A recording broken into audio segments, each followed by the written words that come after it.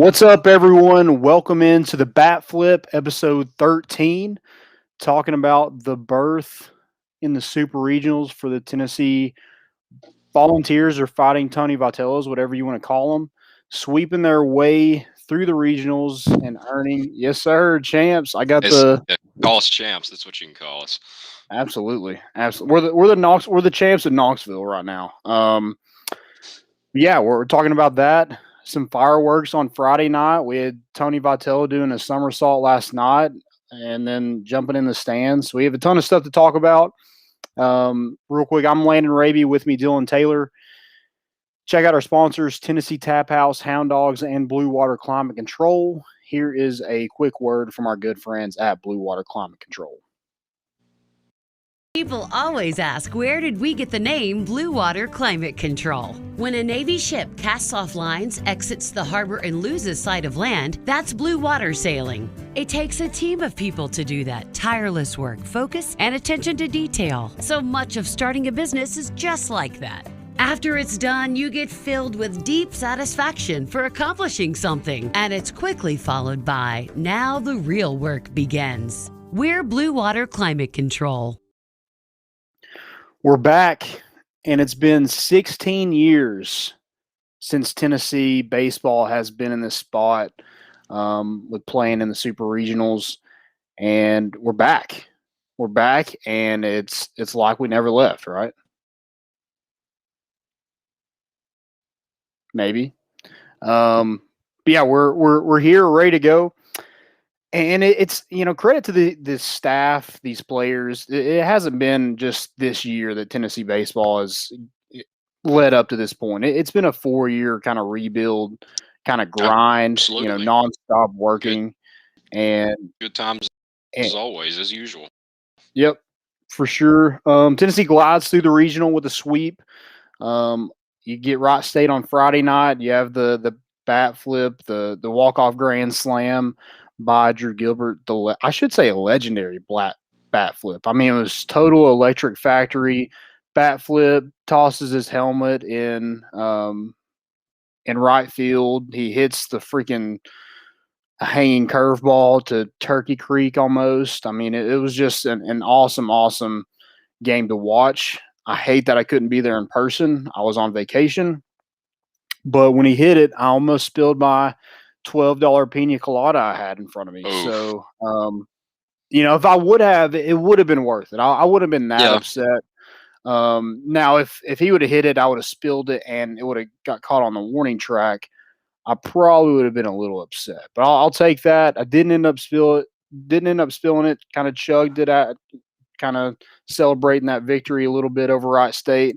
And poor Wright State, first of all. I mean, just taking the air out of the sails is kind of what Tennessee did with, that freaking bomb by Drew Gilbert.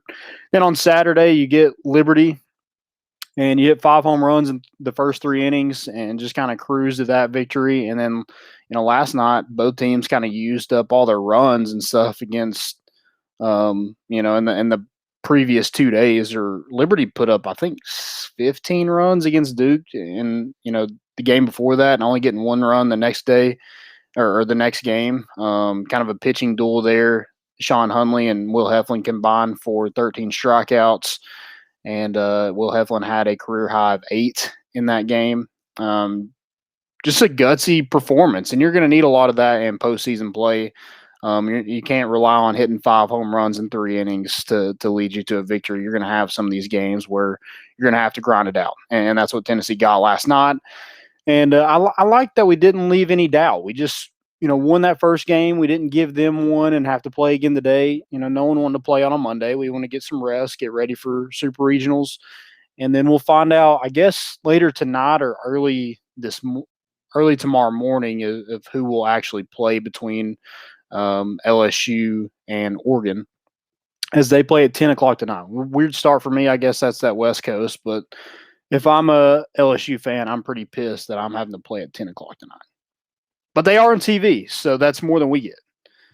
But yeah, tons of highlights throughout this weekend. Tennessee just cruised, got the sweep, got the room in the background, and go ahead.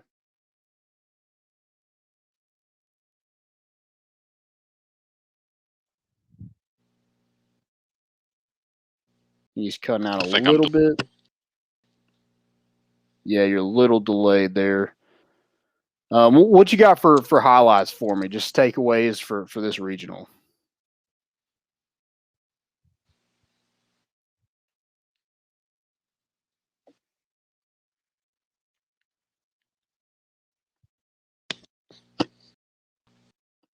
Yeah, I was going to say, if you can hear me, you were, if you would have been in the stadium anyway, you would have just spilled your overpriced drink there. Looks like he's having some technical difficulties. We'll get him back in here in a second.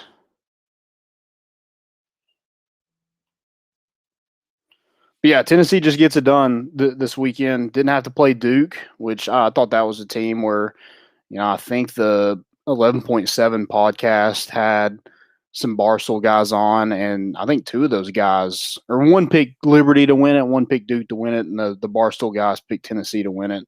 And it was ranked the number one toughest regional in the country, and Tennessee just dominated it pretty much.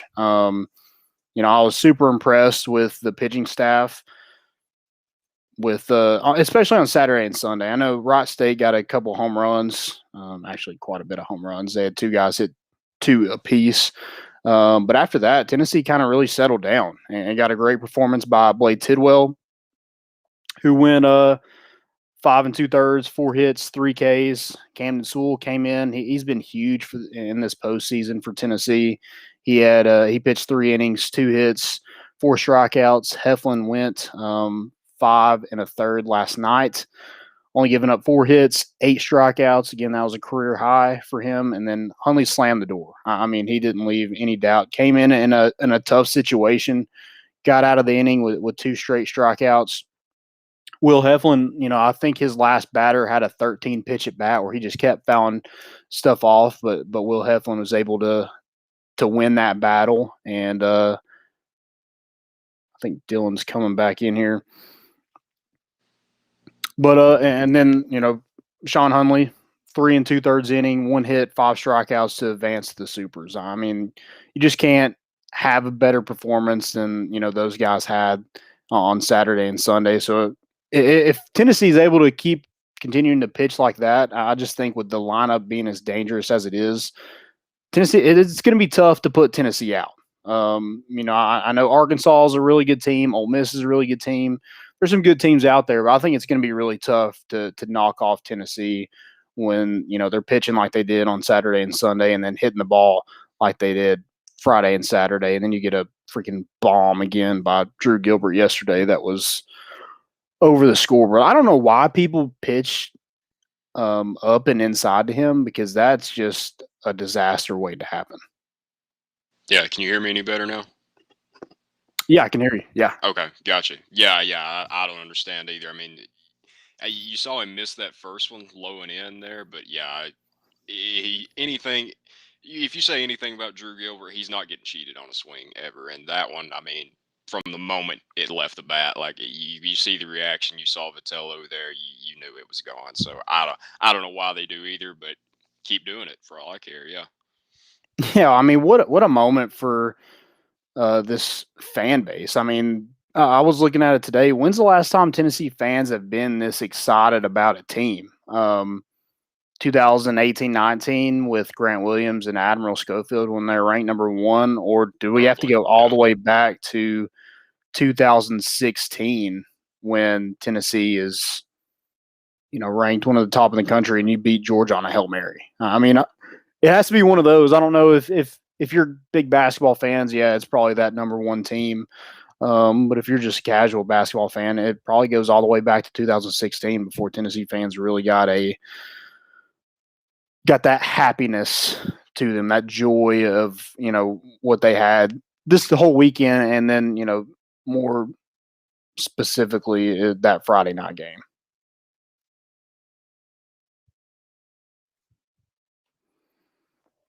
You cut out again. Hey, that's okay. Technology, you gotta love it. Gotta love Wi-Fi. Gotta love all that. I'm connected right to the router, so if it goes out, everything in this house is going out. So, yeah, going back to the pitching staff, I just thought they did a phenomenal job. And Chad Dallas, I thought he pitched well on Friday night, good enough to win. And then Sean Hunley just didn't have it. I mean, Wright State was on him from the get go, and that was a tough situation to come out. But Tennessee, even if you have games like that, Tennessee still has a chance to win because of that lineup.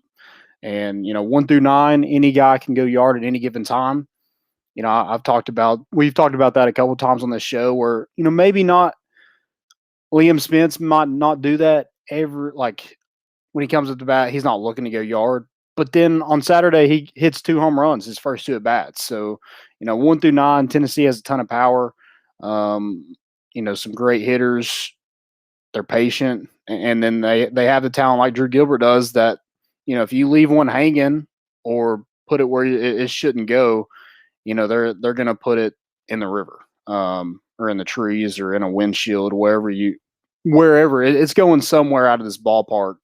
And it's been super fun to watch this team from Georgia State. A ton of moments throughout the season that a lot of baseball programs don't really get to see a whole lot. You get the 2 walk-offs in one day by Drew Gilbert against LSU. You have the grand slam and the win over Vanderbilt with Evan Russell having that 3 home run game. And then you have the walk-off against Max Ferguson, or with Max Ferguson against number 1 Arkansas in the bottom of the 9th to win that one.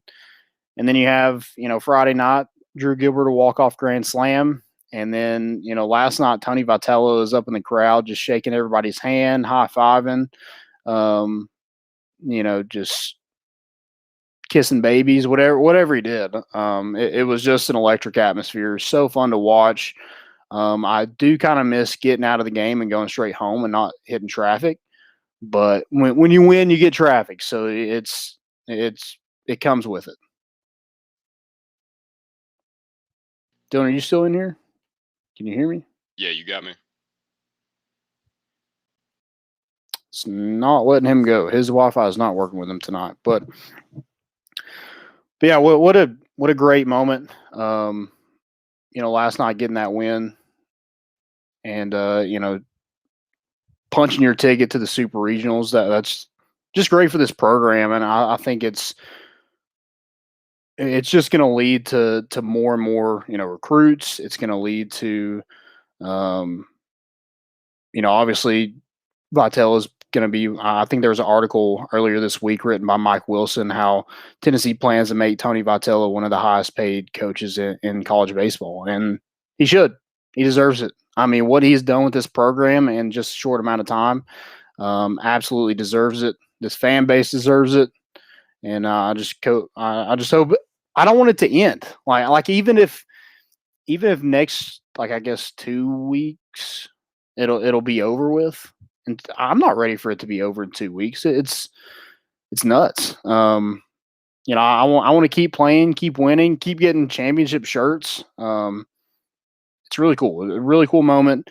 And, it's only going to get better from here. You're going to improve the stadium.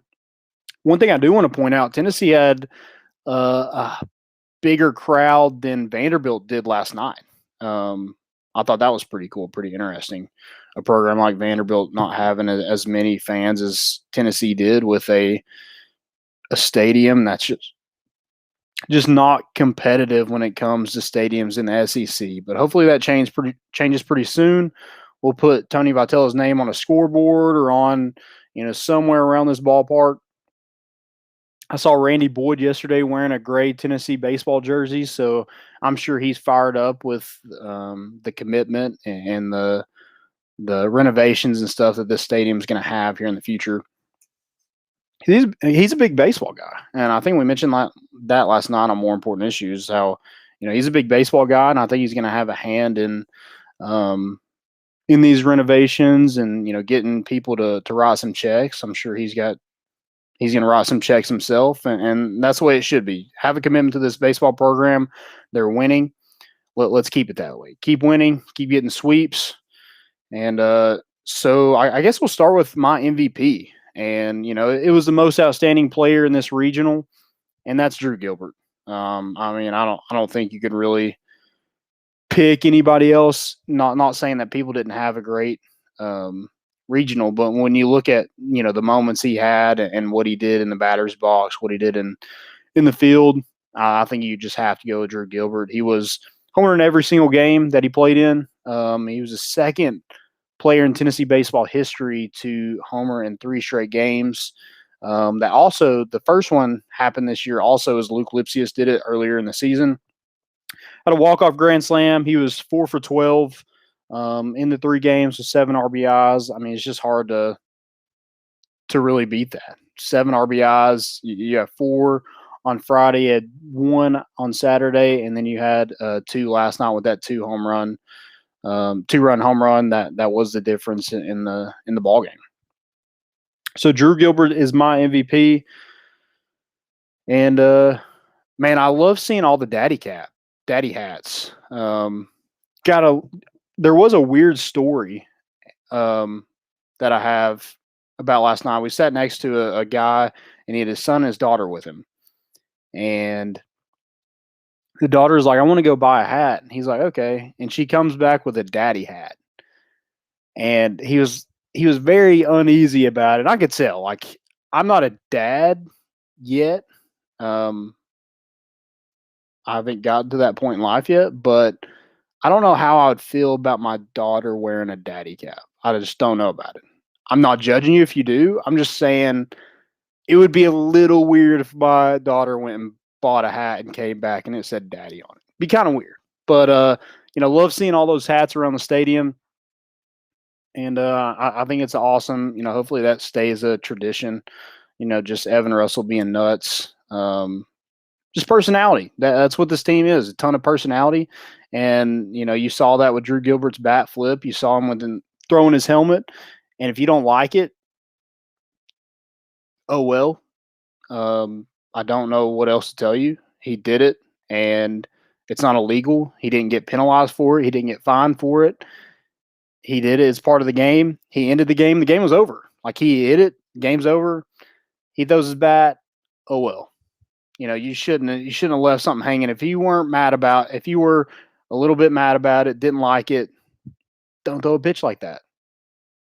Also, if you don't like it, don't watch this team, because this team plays like that. They play with a ton of personality. If they do something good, they're going to let you know about it. If they don't like something, they're also going to let you know about it. You saw that with Dave Van Horn, Vitello getting into it. Evan Russell walked toward Arkansas, mouthing a little bit. This team has a little bit of edge to them, and that's what's been really fun to watch throughout this whole season. Is we're kind of the villains, and I don't remember a Tennessee team, especially in my lifetime, being a villain. And I kind of like the role. I think it's fun to watch.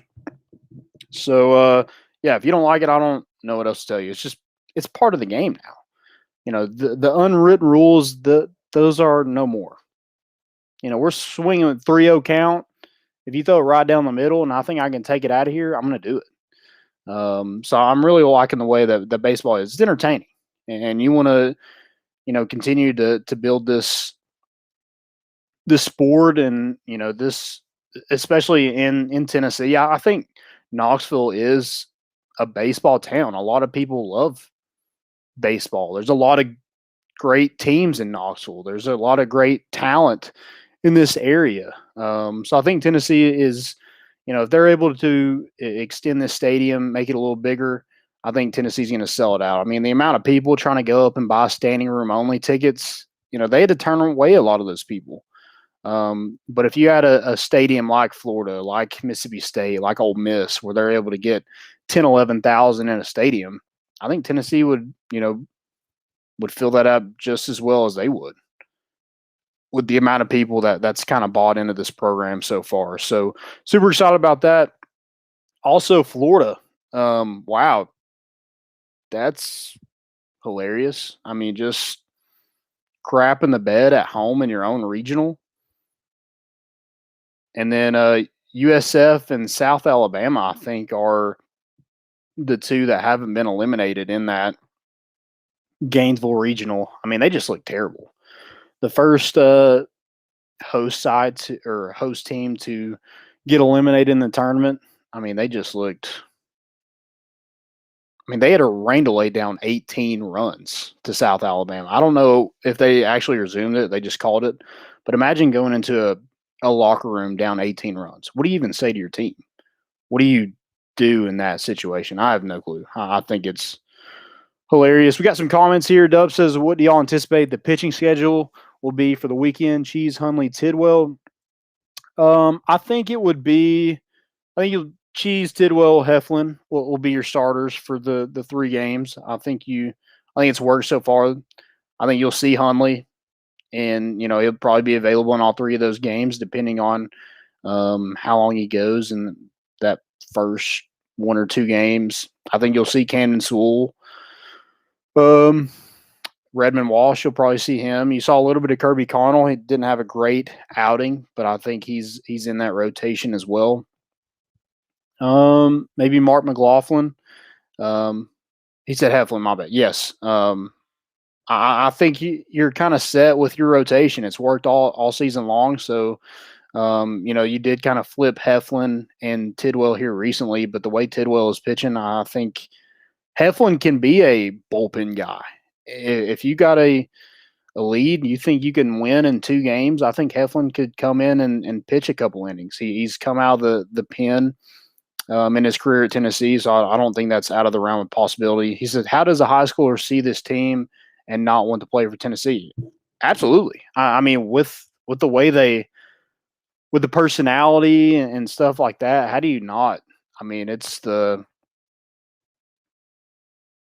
you got to love what this team's doing, what this program is like. And, if you're able to renovate this stadium and compete with facilities with every team in the SEC, I don't see how you want to go to another school and play for this staff. That's kind of all the questions I got. If y'all got any, drop them in the chat. We're probably about to get out of here. But yeah, we're feeling super. Dylan Taylor just tweeted that. Yeah, feeling super. Love that. I mean, it's wild. I mean, Tennessee in that 2019 season, that was a really good baseball team. They just made it to the region championship and got beat by North Carolina.